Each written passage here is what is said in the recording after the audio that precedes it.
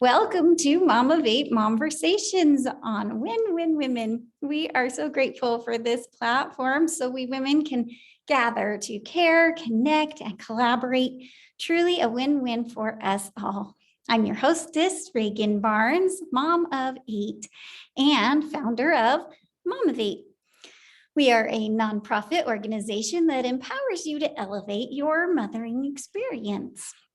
Also joining us today is certified financial planner, Carrie Mikell, and you, Mom, you are joining us. And we are so glad to have you both, Carrie, and you too. We welcome you into the Momivate community, or Mom Unity, as we like to say.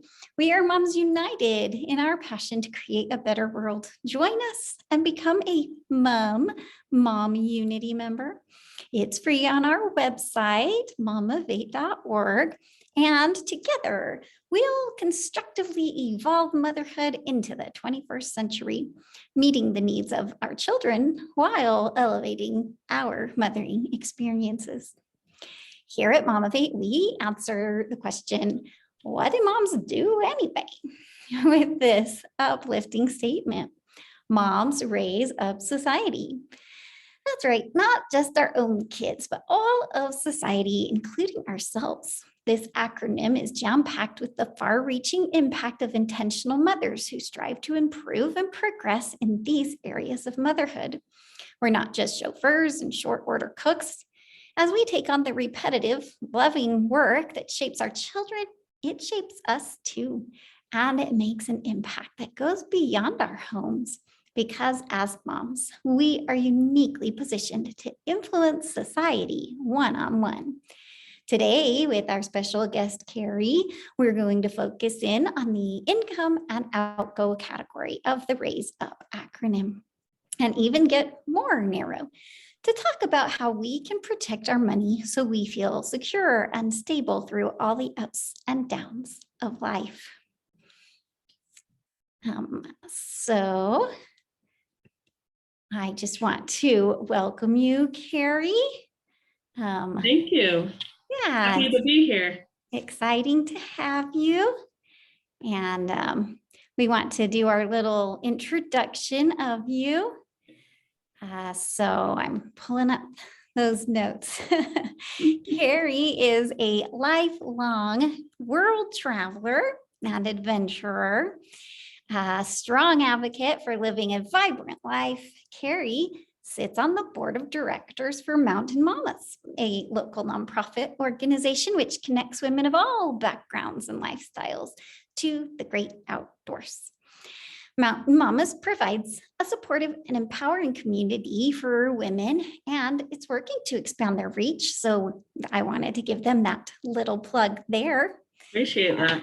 Yeah, Carrie currently resides in Lehi, Utah with her amazing husband. She wrote this little bio, so her 3 adorable children and a lovable sheepadoodle named Georgie Sassafras. That's even a lovable name for Georgie.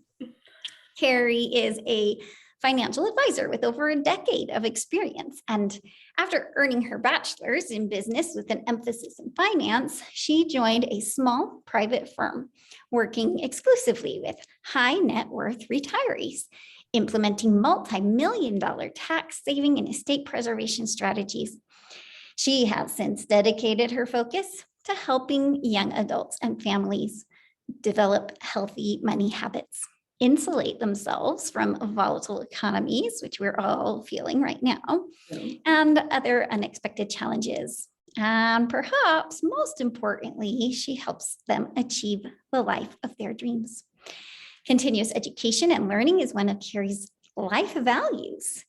Professionally, this has resulted in earning and maintaining the prestigious Chartered Financial Consultant designation. So we're definitely blessed to have you on our show today, Carrie. Thank you. Yes, we're really thrilled to have you and hear all of your tips and tricks for us. I think it was interesting. You might have written this bio about the volatile economies before it felt so volatile. It feels like it's all been crashing down on us. Right. It's definitely been crazy lately. That's for sure. And we're all looking for ways to manage and keep optimistic. Yeah. And be able to put into play some of the things that you'll teach us today. As we have the common goal of wanting to use our money wisely and protect it from the not just volatile economies, but all the unknowns of life. Right. I had a brother Absolutely. pass away suddenly, unexpectedly, when he was 42. Oh, wow. But one of the, when there's something terrible like that happens, you try to look for the silver linings. And Right. one of them was that he had life insurance. Right. So his 3 children are at this point going to college using that life insurance money. So yeah, that's been one of the blessings to see. That's huge. That makes all the difference. I know, like, there's nothing that can bring back a parent or a spouse in that situation, right? But at least knowing that you're also not going to end up on the street, like, that's something. Yeah. So having life insurance is I feel like I'm doing a commercial or something for life insurance, but that's only one of the ways that we can kind of protect against the unknowns. What would you kind of categorize for us other ways that we might be able to have protection, like life insurance as an example? Yeah. That's a great question. Obviously, that life insurance is huge. I mean, that's one of the first things I always sit down with my clients. And if they don't have that, like, that's number 1 on the list. Because it doesn't matter, I was speaking to this guy once and he just had this goal of, like, he wanted to have this much in his bank account and that's what he was saving for. And I was like, well, do you have life insurance? He's like, no, this goal is, like, more important to me right now. And it's like, okay, well, if something happens to you, that goal isn't going to matter, right? Like, that's not going to be enough to keep your family going. So yes, huge advocate for that. Beyond that, it sounds very generic, but that emergency fund is really important. Having that money there for a rainy day. You never know what's going to happen. My husband and I worked for the same company. And the day after our second daughter was born, we were both laid off. And it was stressful, but we had that emergency fund in place. And luckily, we had a family member that we were able to move in with, but we were still able, beyond living with her, we were able to cover all of our own bills for a year. We were able to pay all our own expenses. So obviously the generosity of that family member helped, but we didn't have to ask for money outright. Does that make sense? So that's a huge thing. You never know when that's going to happen. We think our jobs are totally secure, and then something like COVID comes up or something hard. And so just having that emergency fund and the peace that can bring you, just being able to sleep at night, knowing, if the worst does happen, at least we'll still be able to take care of our kids. At least we'll still be able to do these things. So I'm a big advocate of that. And then obviously, again, living below your means. If you're living below your means, it's a much easier place if you have to transition to something else, or if there's a big life change. It's much easier to roll with those punches when you're not maxed out. And so I think those are huge things. And also, as we've seen with, like, the gas, the increase in gas prices, right? Right. Having to like double that, what we when you budget. have that flexibility in your budget, it's like, okay, I'm not the happiest about this, but I can still continue on with my life. And I realize, that's a blessing that some people maybe aren't there yet, but you know, if you make that a goal to be able to get to that point where you're able to live below your means, and just do the little things that you can to get there. And sometimes that does require some lifestyle changes, Right. that we might think can really consider and feel to be sacrifices, Yeah, you know, and absolutely. that word is sometimes a bad word. Mhm. Right. But I think the realizing that sacrifice does come with an end goal, you know, of, okay, the reason I'm sacrificing whatever it Right. is, fast food, for instance, Yeah. I'm Yeah. choosing, even though fast food is so much Yeah. more convenient and whatever, and I don't like cooking or whatever it is, we Yeah. decide, okay, I can do this for this time period Mhm. because it will lead me to that final goal. Exactly. Absolutely. And you know, I don't know if my husband's listening to this or not. He might get upset at me for saying this, but we often have this conversation, you know, because he does work very hard. We both work very hard. And it's often like, well, I deserve to have that thing, right? And in some cases that's fine and that's great. And I'm not like against like, you know, Rewarding yourself, kind of. rewarding yourself, right? But sometimes you have to think it's like, yeah, but would I rather deserve that right now in this moment, or would I rather deserve the secure retirement? Would Yeah. I rather deserve the family vacation, or would I rather, you know, and The it's long often there are those trade-offs, there's those opportunity costs, and that's just the fact of life.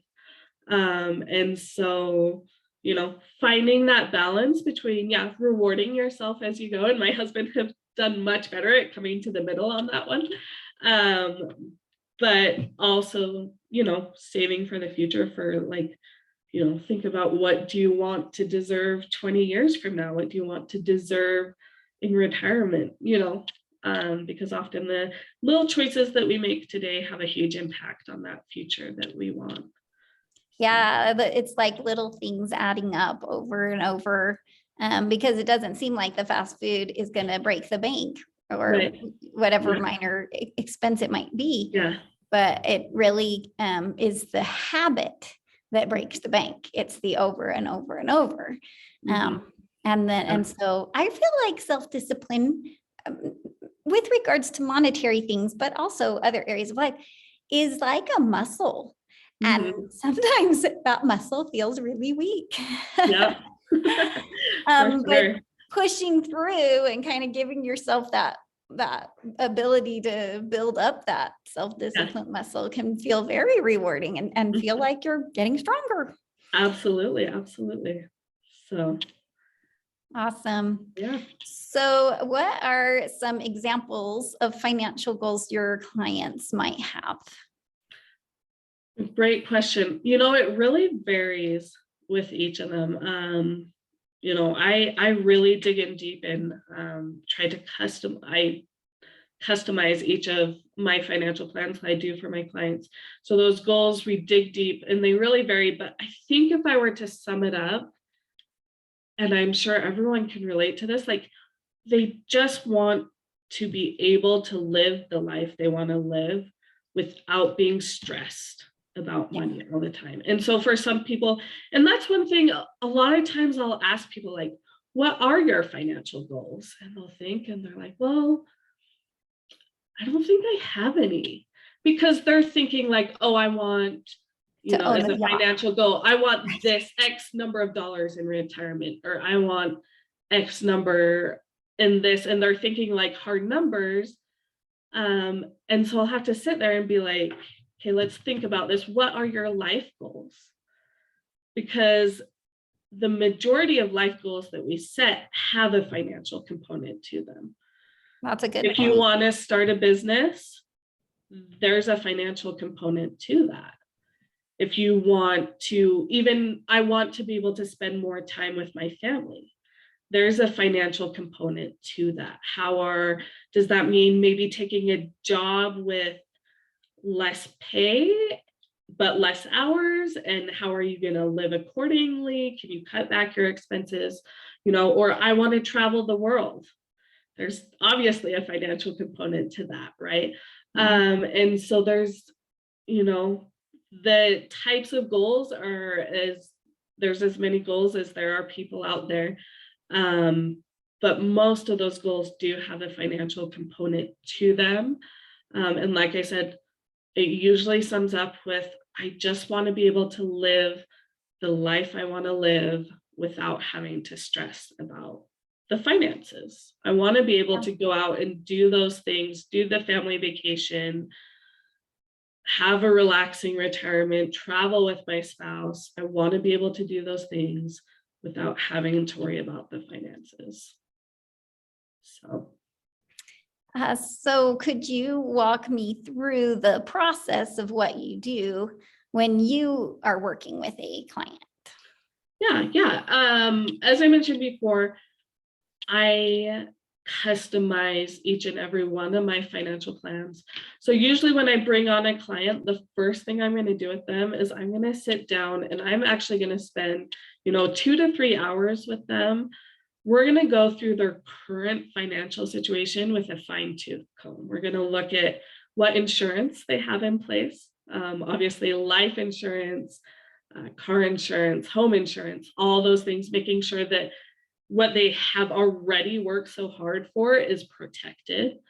We're going to go through what retirement plans they have in place. What are their goals? That's another one that we'll spend a lot of time on. Is it, funding college, paying for weddings? What retirement goals do you have? Do you want to, that cabin in the woods? All those sorts of things. Very unique to each individual client. And so I sit down with them, I spend a few hours with them, and I just really dig deep and get to know them, what their attitudes are, maybe what struggles they have. Maybe they haven't started saving a lot. They just want to get to that point where they can, right? So they want help with the budget. They want help with the habits. They kind of want an accountability partner and a coach, and I can do that for them. Kind of like that muscle of self-discipline. Exactly. You're the personal trainer, so to speak. Yeah. And so it really depends where they're at. And that's what we're going to find out in that initial meeting. And then we create that plan for them of how to get from where you are to where you want to be. And we give them very specific steps that are in alignment with their goals and objectives. And then we implement that, and I hold their hand through that as much as they want me to. And we just go through that step by step. And as things change, we make adjustments and do what we need to do, have that flexibility. But yeah, to help them with the implementation. That's great. So what are some of the biggest mistakes that you see people make when they're planning for their financial future? Yeah, I would say the biggest mistake I see, going back to our initial conversation, not protecting what you do have, including your own life, right? That insurance aspect. But beyond that, I would say the waiting, thinking like, it's often, oh, I have young kids, and, having kids is expensive. The hospital bills for even giving birth and diapers and all those things are so expensive. And I'm just starting out in my career, so I'll wait until later. And then I have teenagers and they need piano lessons, and they have football and cheerleading uniforms we need to buy, and the trips to New York with the choir. And so we'll wait until later. And then we've got college and we've got weddings we have to pay for. And, around here it's common, we've got missions we have to pay for. And so there's always that pushing it down the road. And it's not that uncommon that I have clients come to me and they're like, I want to retire in 5 years, and I want to retire in 10 years. And I have to be the one to sit down and tell them, look, even if you cut back your expenses significantly, it's just realistically not going to happen. You're not going to be able to retire with $100,000 in your retirement account. And so that's a big thing. Just starting wherever you are at in life, start right now and do whatever you can and be willing to make the sacrifices to do that, but just start where you are and do as much as you can. Yeah, that is a challenge, isn't it? To feel like, but I already am strapped where I am. So how can I be putting money aside or things like that? So, and that's another thing that I do with my clients. We'll go through their budget with a fine-tooth comb and we'll say, you know, how much are you paying on your cell phone bill? It's not uncommon that hundreds of dollars are going into a cell phone bill. There's plans that you can get out there with, you know, pretty much as much data as you need for $25 a month. But wow. people just, you know, they don't shop around, they don't know about those things. So I'll do that with my clients. I'll go through their budget with a fine-tooth comb and say, where can we save you money so that you can start saving, right? And that's kind of exciting then, right? If we're realizing, oh, wait, so I don't have to be spending hundreds on my cell phone. I can be still able to use it, but I can live the same lifestyle I'm living right now and still be saving money each month just by looking at those little things. So, so do you have all those tips and tricks up your sleeve? Like, do you, you know, always have those ideas of here, call this cell phone company or call your cable company or whatever it is so that people that's cool. Yeah, we have a lot where it's like, and I work with clients so much that I know what's out there. I know what options are out there for saving some money, for doing those things. So yeah. That's great.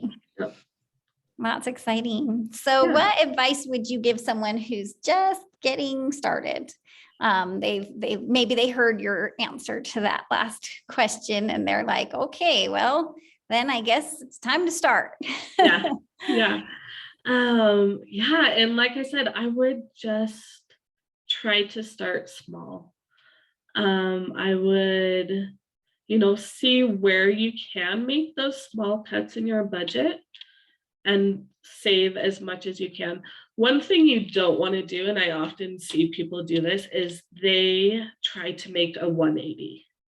And, you know, they try to go from I'm overspending every month and I'm accruing credit card debt to I'm going to save $500 a month. And it's like this huge leap, right? Yeah. And then that doesn't work out or something comes up and they have to spend everything that they've saved and they feel bad and they just go back to where they were before, right?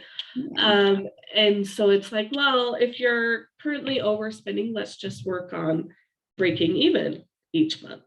And once we've done that for a while and we feel fairly confident and we're good at that, then let's tighten things up maybe a little bit more and work on saving $20 a month, $50 a month, $100 a month, whatever it is, to do what you can do to start that habit, to start working that muscle, right? Like you said, strengthening that muscle, but start small. Don't try to start so big that it becomes so overwhelming and so stressful and you've cut all the joy out of life. You're miserable. And then you give up and you're like, it's not really worth it. I'd rather have my eating out every Friday night, so I just give up, right? So yeah, just start small and just do what you can. I also would say get a plan. Start with a plan, because that's another thing that I often see is people just don't realize what their goals actually take. Like they talk about their goals, but they've never sat down and thought like, okay, what is it actually going to take for me to achieve this goal? So kind of building that long-term vision or the being able to see far-sighted, right? Yeah, I think that vision is really important. And I think often, you know, if I were to go back to like another mistake that people often make is they assume like, oh, I'm putting that company match, that 4% in retirement. And they assume like, therefore I'll be able to retire, right? And I'll be able to live the lifestyle I want to live. But they never actually look at the numbers and what that looks like. And often, and I'm not trying to like discourage people who are like, oh, that'd be great if I could just do that much. If you are doing that much, that's great. But you need to be realistic and understand, like, if this is the lifestyle I want to live in retirement, then I need to be saving this much now. And if I can't save this much now, at least I can stretch myself a little bit to try to save a little bit more than I am, as opposed to just being comfortable where you're at and assuming that it will all take care of itself at the end. I think people just don't have that vision of what it actually takes to achieve those goals. Does that make sense? Oh, yeah, it does. It does. And that's sometimes why I think it's helpful to hear it from a professional is you might have a better feel for what is required in terms of the changes that might need to be made and things like that. Absolutely. So, well, believe it or not, we are close to the end of our time together. Wow. It Time goes flies. so fast. I've got a timer that helps me keep things on track since we record the first half hour and then open it up. And we don't record when we open it up because we want people to feel comfortable with whatever questions they bring and not feel like it's going to be recorded forever. Yeah, I love that. That's great. So I'm going to start sharing my screen again in order to do this ending portion. Just gotta push all the right buttons. So here we go.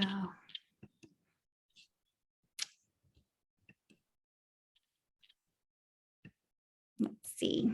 All right. So Carrie helps families get their finances in order here at Yield Financial Advisors. So this is her website, yieldfa.com. As we've already mentioned, she does everything from the budgeting and investing and retirement, planning and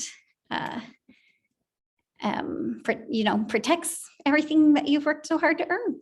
So she can help with tax saving strategies and retirement and estate. And she works to get to know you, as we heard her describe.